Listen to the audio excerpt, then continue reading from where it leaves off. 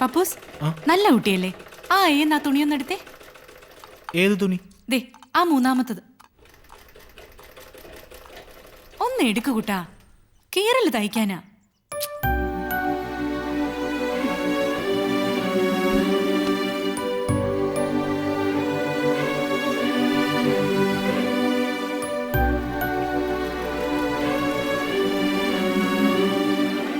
വിളിച്ചമറിയാതെ മാറി നിൽക്ക് പപ്പു. ആവശ്യത്തിനുള്ള വെളിച്ചൊക്കെ ഉണ്ട്. ഇനിയും കണ്ണ് കാണുന്നില്ലേ? ഒരു കണ്ണാടി മേടിച്ച് ഫിറ്റി. ഞാനൊരു കണ്ണാടി വെച്ചാൽ എങ്ങനെ ഇരിക്കും? ചന്തമായിരിക്കും. പാടത്തെ പാവലിന് നോക്കു കുത്തി പോലെ ഇരിക്കും. അയ്യടാ അയ്യടാ. അപ്പൊ ഒന്ന് മാറി നിൽക്ക്.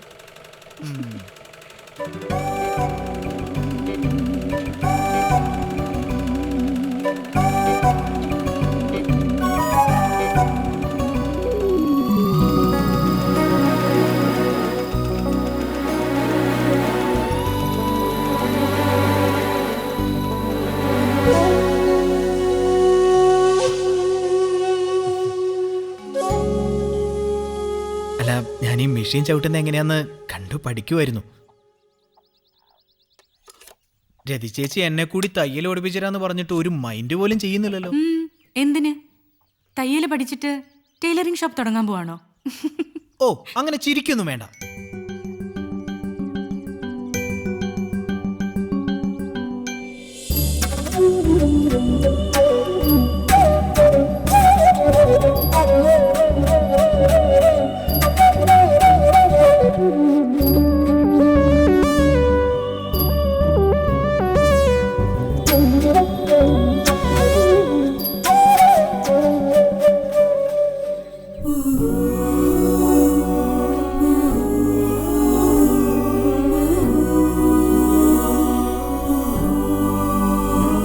പപ്പു സ്വപ്നം കാണുവാണോ?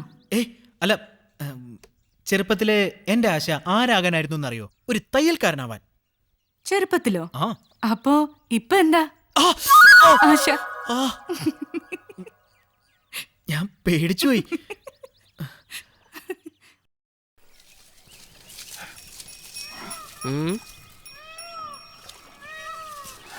അമ്പാനെന്താ ഒരു വല്ലായ്മ? ഒന്നുമില്ല. അത് കള, എന്തോ ഒരു പ്രശ്നമുണ്ട്. പിന്നെ പ്രശ്നം ഇയാൾക്കല്ലാതെ അറിയാവുന്ന. എന്നാ ഞാനങ്ങ് പറയട്ടാ. എന്ത്?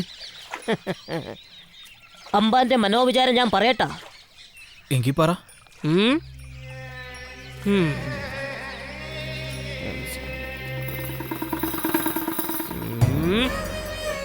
സത്യം സത്യമാണെങ്കിൽ സംഗതി ഏക്കണം.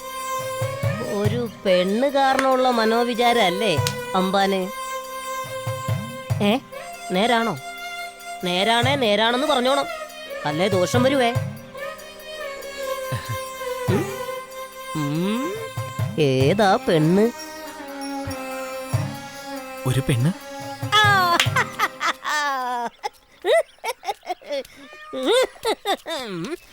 പെണ്ണിന് ഊരും പേരും ഒന്നുമില്ല അമ്പാനെ. അതൊക്കെ എന്തിനാ നിങ്ങൾ അറിയുന്നേ? ഒരു പെണ്ണ്.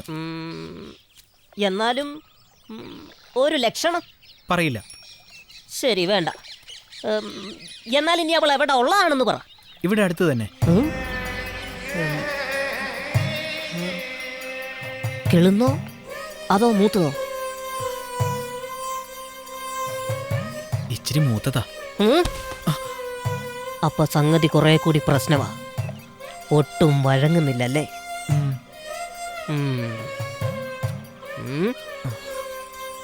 വഴിയുണ്ട്, അമ്പാൻ ആശങ്കപ്പെടണ്ട. ശരിക്കും?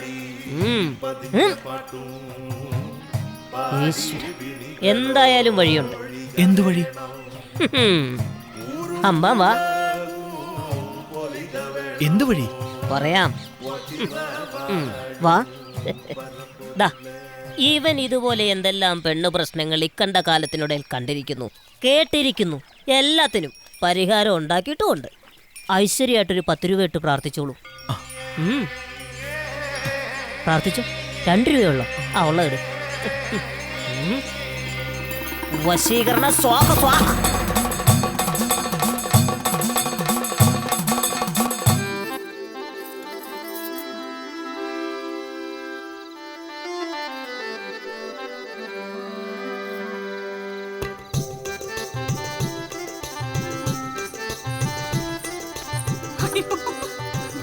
അയ്യോ, ഈ ഗോവിന്ദനെ കണ്ടോ? എന്താ നമ്മുടെ കെട്ടിയോ ഇപ്പോഴും പേർഷ്യ തന്നെയല്ലയോ? നീ നീ ഏതാടി കൊച്ചേ? നമ്മുടെ നാരായണി അമ്മയുടെ? അതെ അതെ. ആ അങ്ങനെ പറ. പണ്ടത്തെ പോലെ കണ്ണൊന്നും പറ്റുന്നില്ല. നിന്റെ കല്യാണമൊക്കെ കഴിഞ്ഞോടി മോളെ? ഇല്ല അമ്മാവാ. ആഹാ, അത് പറ. നീ ഒരു കാര്യം ചെയ്യ്, ഒഴിവുള്ള സമയത്ത് എന്റെ അടുത്തേക്ക് ഒന്ന് ഇറങ്ങ.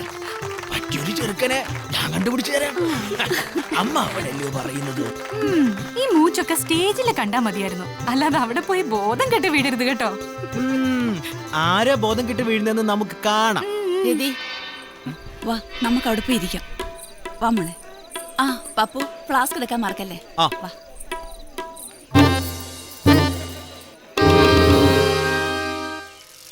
ആ നിന്റെ അമ്മ ഒരുങ്ങി നിക്കുവാന്നോ? അമ്പലത്തിലോട്ട് ഒരുമിച്ച് പോവാന്ന് പറഞ്ഞായിരുന്നു. ആ അമ്മ വീട്ടിലുണ്ട്. ആഹാ, അതെ, രതി ചേച്ചി ഉണ്ടോ? അപ്പുറത്തുണ്ടടാ, ചെല്ല്.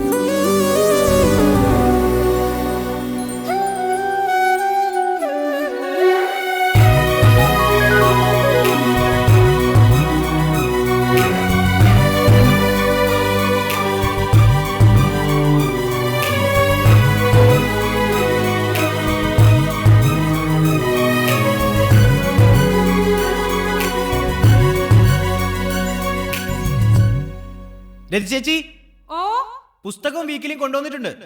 അവിടെ വെച്ചോളൂ. എന്നാ ഞാൻ പോട്ടെ. ശരി.